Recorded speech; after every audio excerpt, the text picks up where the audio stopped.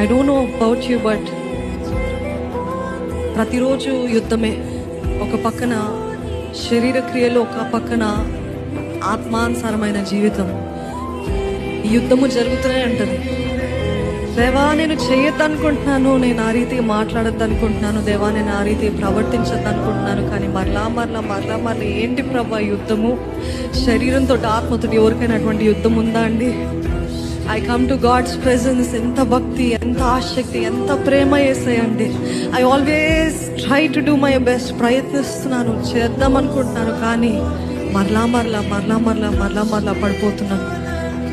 నిశ్చయించుకుంటాను ఈ రీతి ఉండొద్దని, కానీ మరలా అదే జీవితం, మరలా అదే ప్రవర్తన, మరలా అదే మాటలు, మరలా అదే పాపాలు.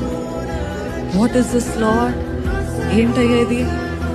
ఇక్కడ వచ్చినప్పుడు ఎంతగా దేవుని సన్నిధిని అనుభవిస్తాను, కానీ నా దేహం పైన, నా ఉద్రేకాల పైన, నా భావోద్వేగాల పైన, నా ఎమోషన్స్ పైన నాకు ఎటువంటి అధికారం లేదేంటి?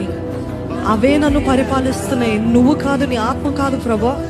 నీ ఆత్మ నేను ఆర్పుతున్నాను, నీ ఆత్మ నేను అనగదొరుకుతున్నాను నా క్రియలు బట్టి, నా ప్రవర్తన బట్టి.